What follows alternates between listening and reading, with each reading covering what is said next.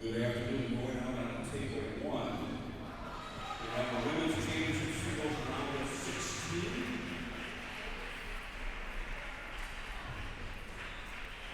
Round of 16 for women's championship singles.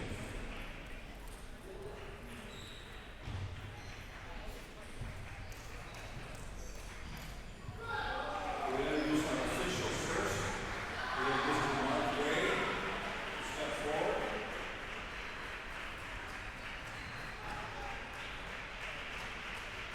Conrad Song. We have from UCLA, Isabel Chu. And from Wisconsin, Maria Castillo. And we are back. It's still me, Kevin Korb, here with Dylan Lay. We're about to see the start of this round of 16 women's singles matchup with the 5 seed, Isabel Chu, up against Maria Castillo, the 13th seed. Isabel and Maria are from UCLA and Wisconsin, respectively.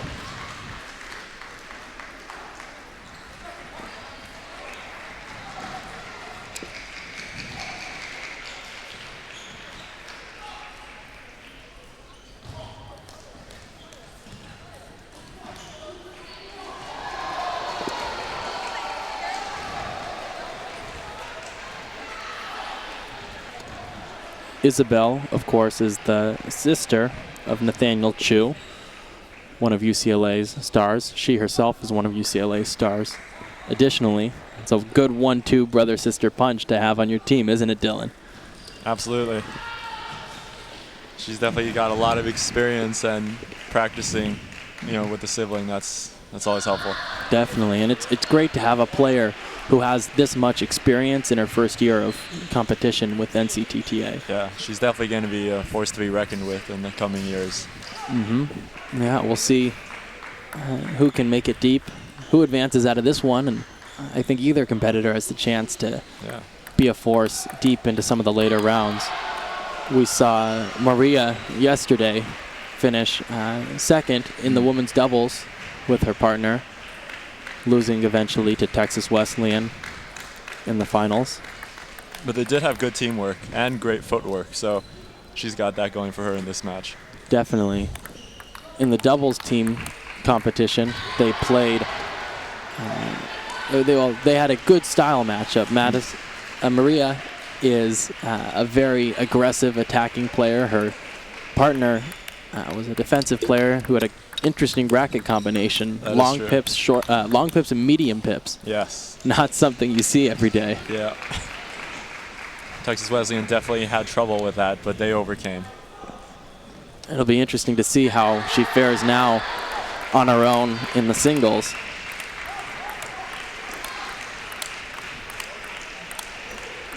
And I'm really looking forward to seeing how she's able to play more of a consistent attacking game as opposed to that slow, fast pace that you get in the doubles format with the inverted pips team combination. That's true. Especially in women's table tennis, you can see they stick a lot closer to the table, and the points are their shots are definitely a lot faster. Very rarely do you see mid-distance or off-the-table looping. It's usually very, very fast, powerful shots close to the table.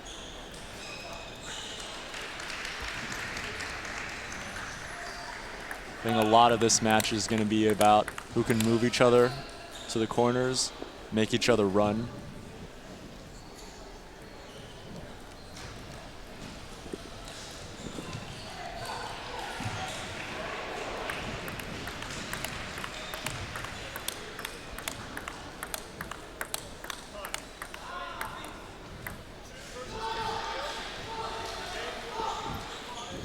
And the game is about to start. Isabel has the serve.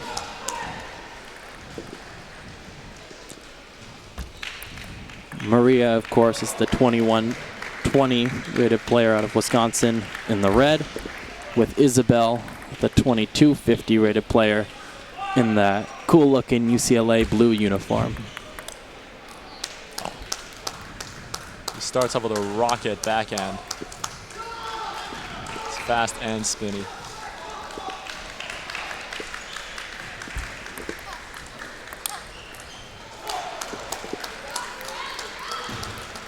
Once again, it's the very spinny backhand that makes it very hard for Maria to counter. And quickly, Isabel's jumped out to a 3-0 lead in this first game. Seems to be the aggressor so far. A little bit of a slip up there. But she remains aggressive. That's what's going to win you the games. Ooh. Beautiful punch block from Maria, putting it to the forehand corner. Down the line and out of reach of Isabel. That's a very fast shot.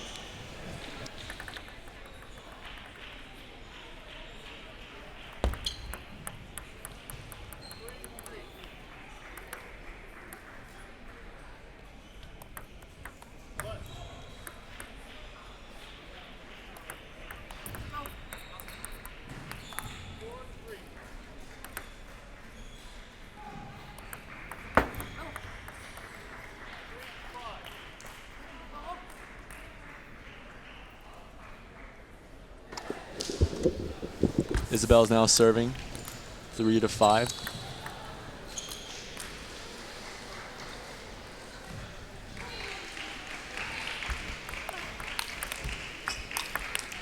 Oh. Very strong. Good attempt at the block by Maria, but ultimately she was out of place. That was a very awkward forehand block, and she couldn't connect. And it's impressive to see. Not on the missed serve, but on the point before, the power of Isabel Chu, even when the ball gets above the table instead of that low, quick shot off the bounce she prefers. And that'll be definitely a factor in the match as we continue. And so she adapts really well to it. Very versatile player.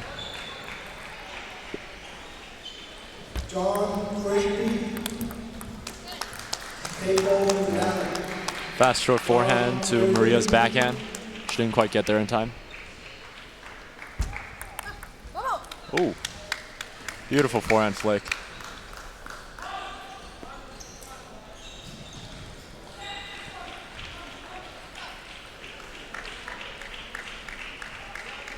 Maria's now leading 8-6.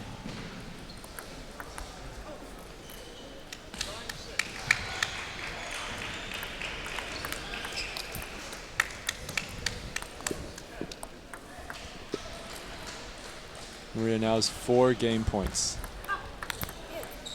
That's a beautiful backhand opener for Maria. Take that game 11-6. Yep. It really is neat and impressive to watch how smooth her wrist is, cocking very far back before releasing forward. It's definitely one of her strengths. I think Isabel's backhand is actually not bad either. It's also very explosive, very spinny at the same time. Definitely.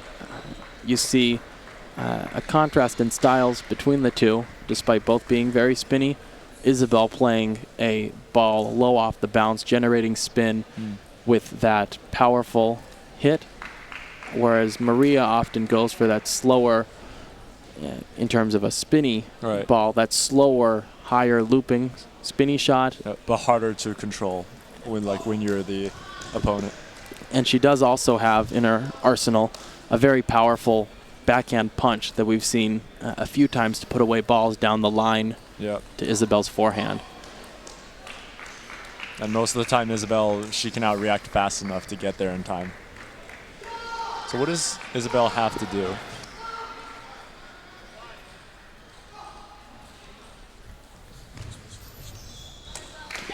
I think if Isabel wants to be a contender, and she very much is, as this match goes on, she's going to need to emphasize placement. And I mention that a lot, but it's something that at this high level, where both players know how to loop the ball with incredible speed and power, and both players know how to block the ball with very good accuracy, it becomes not a matter of returning the ball to the table like it is in some of the earlier rounds, but a matter of placing your shot so that your opponent is out of position for their next one. You know, forcing them to move, that's always a very powerful strategy. Definitely. Footwork is so important.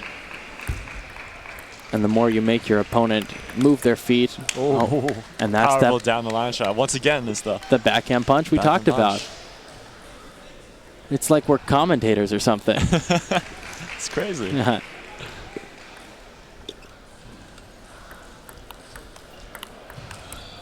Oh, and there's Isabel moving her opponent across the table, back and forth.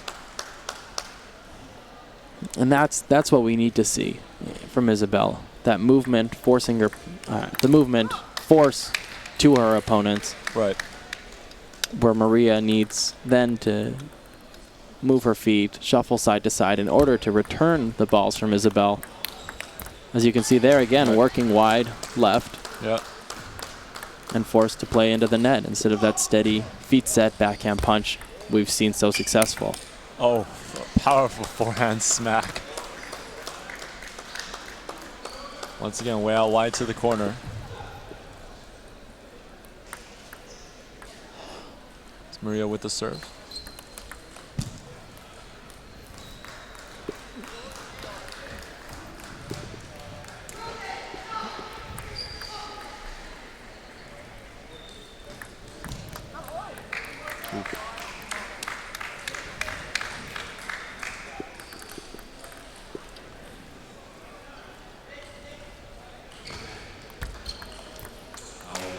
Some very spinny serves coming from both these players. It's interesting. Both girls seem to be struggling on the return of short serves. Long serves, however, we've seen Maria give Isabel a number of long, not very spinny serves that Isabel has put away with not with too much ease, trouble. really, yeah. Exactly. And that really plays into Isabel's strong suit, that quick, low off the bounce game. And that long no spin serve is exactly what she's hoping for. That's what she wants. That's a shot she knows she can put away. Similarly, the long, soft underspin serve, or even medium heavy underspin serve to Maria on her backhand side is her bread and butter. She takes that. That's when the slow, spinny loop we mentioned is most effective. Other shorter shots like that, where you can see flips or even some pushes, she has trouble with. Definitely. She needs to. Oh, wow.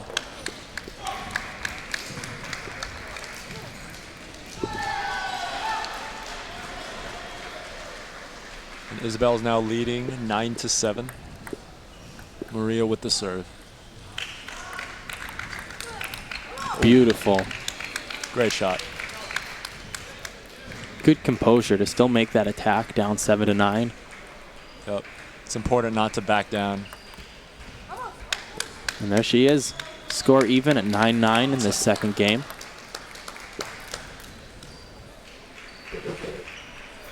There's Isabel with the serve.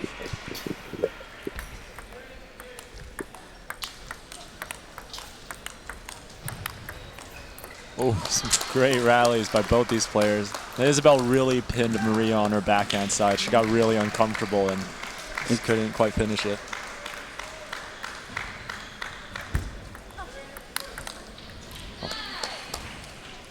Oh, a lucky shot off the edge. Isabel acknowledging it with the finger point. And that brings the score to deuce. Lucky break for Maria. Yep. I thought it was going out for sure. Beautiful. You hear her shout as she celebrates. Isabel wasn't ready at all. She thought it was going to go to her forehand. Yeah, it tricked me too. Yeah.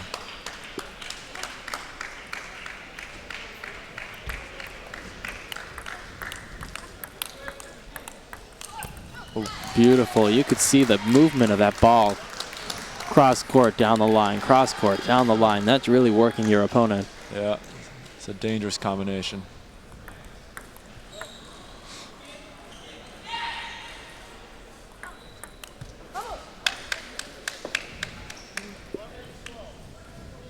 And we have another game point for Maria. up 12-11 with Isabel to serve.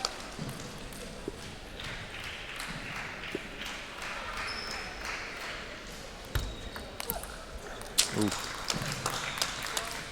She's definitely staying aggressive, which is helping, but... Well, what are your thoughts, Dylan? I always enjoy seeing aggression from players, especially tight in the match. Absolutely. I think, you know, if you suddenly become passive, especially when it's near the game,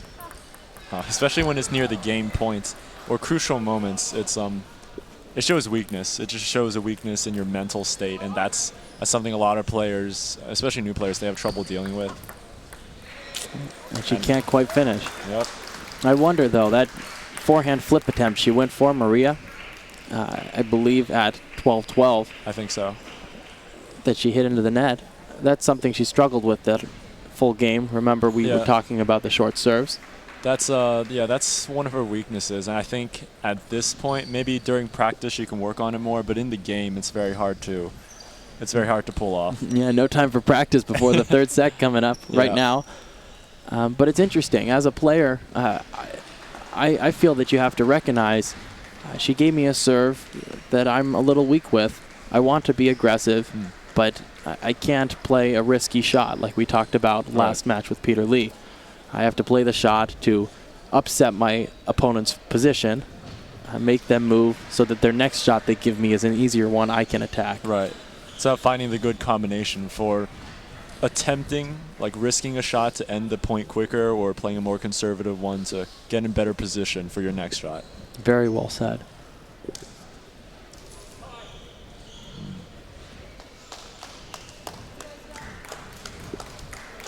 For any of you who might be just joining us, we have Isabel Chu and Maria Castillo tied 1-1 at the start of the third game.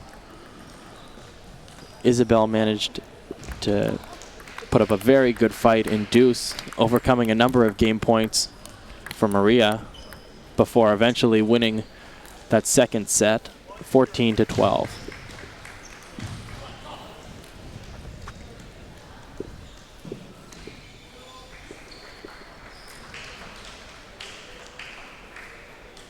Isabel's now serving 1-0.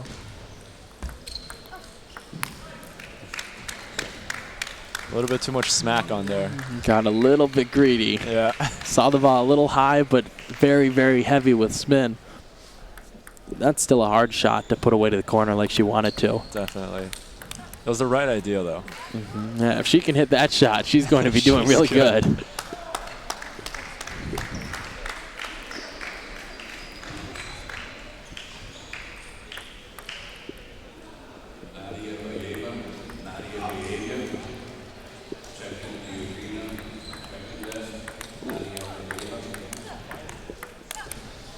Wow. Very good attempt from a mid-distance backhand. But as we've said before, backhands, especially from further away from the table, it's very risky. I like to see that aggressive backhand swing far from the table. I do like it, though, because if you make it on the table, it's very powerful. Definitely, and very good at this point in the match. Still only the third game, but with the game score in the match tied 1-1, it's okay to go for that attempt. Yeah, I think it's good to take some risks. You don't want to find yourself in a situation, fifth game, where you're hitting your first mid-distance backhand loop. Right. It's very dangerous. It's very risky.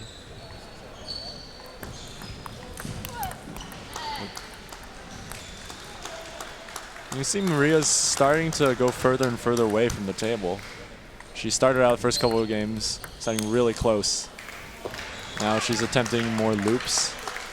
I don't know if that's a new strategy that she's taking, but... Now, the biggest thing I've noticed is the decrease in change of pace play we're seeing from Maria. She's opting for more powerful loops instead of that slow, spinny opening loop we saw to set up the rest of her play. That's right. Earlier in the match. And that proved to be probably her best weapon. That slower loop would set up her powerful backhand or forehand punch. Yep. And the lack of that now, it's probably what's causing her to lose her lead. When you play only one way to your opponent, Yep. It makes it easier for your opponent. Oh. Beautiful. And she brings it back.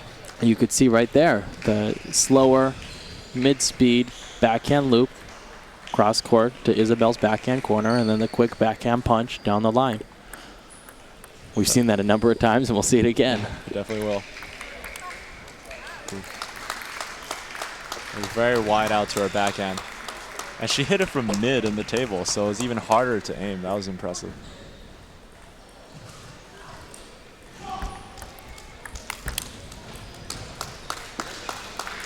Very strong forehand smack by Isabel.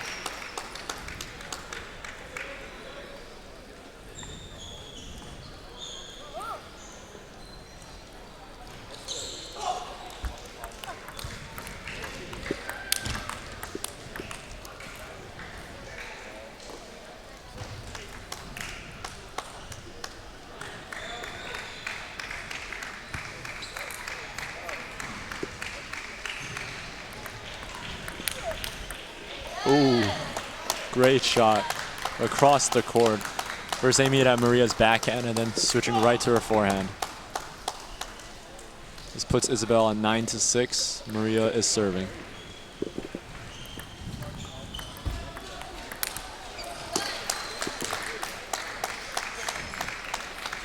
Very nice spinny backhand. Puts Isabel at 10-6, giving her 4 game points.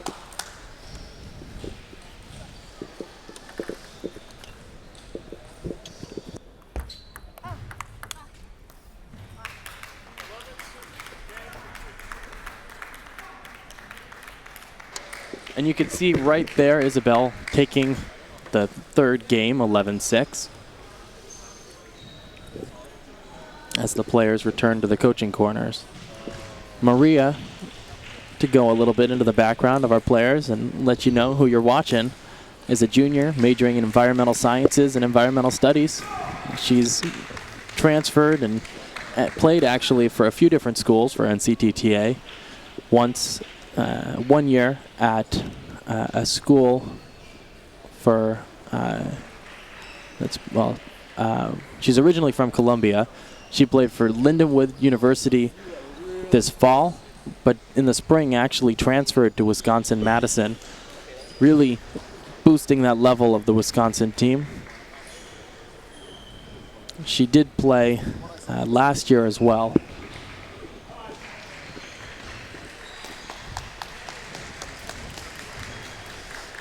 As a junior, she finished second place in cadets, under 15 women's singles at a Latin American championship in Argentina in 2010, and played 2 world championships with the Colombian national team.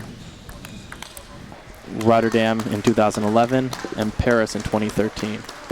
It's very impressive. A bit of information on Isabel Chu. She in high school, she was a very scholarly. She signed up for just about every advanced placement course possible and racked up an unbelievable GPA of 4.14. And in terms of table tennis, she's done extremely well as well. She's actually, she qualified for the NUGI table tennis scholarship. And that's due to her, very high GPA, and also she's competed in she's took part of the USA Junior Girls teams, USA Cadet Girls. She's won the US Open, the ITTF Junior Circuit Cadet Girls Doubles Champion and Team Bronze. So all very highly qualified for this scholarship. Definitely, and we talked in the last match between Peter and his opponent from Texas Wesleyan, Jason Plug, yeah. About how much experience on playing at a tournament of this scale comes into play.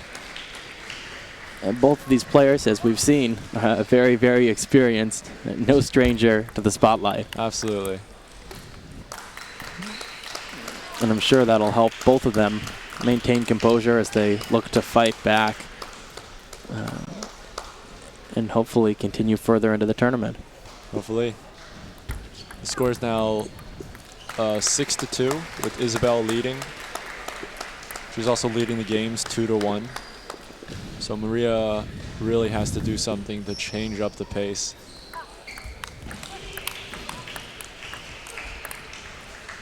And that works. You know, we saw her moving her opponent, Isabel, side to side on the table and ends up with the point. Interesting there on that last serve. Short, but to Isabel's right, curving at her so that it appears to be on the backhand and forces her to use that backhand attack, but on the right side of her body. Yeah, that makes it very easy for the ball to spin out, which is what Maria was going for.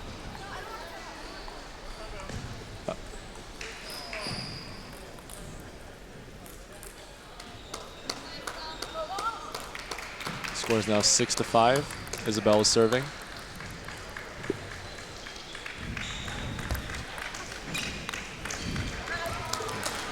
We had a bit of confusion before that last point with the umpire getting the impression Isabel was interested in a timeout, but with that point it made it clear she wasn't. She can handle it on her own. Like we said, no stranger to the scale.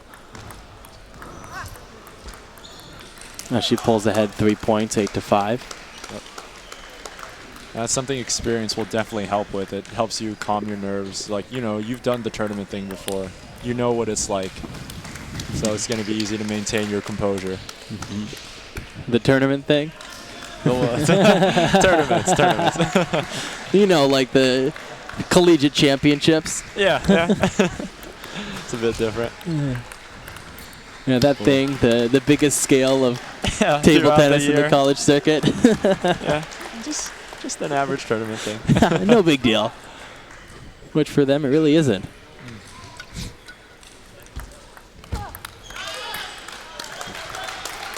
Like we said, Maria has played in 2 World Table Tennis Championships.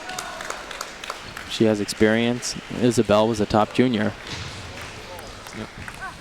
Both are highly qualified.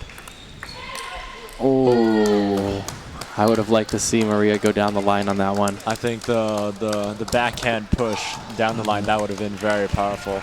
Yeah, one thing we haven't seen too much from her is that forehand down the line from the backhand corner. We saw Peter do so well. Oh, yes.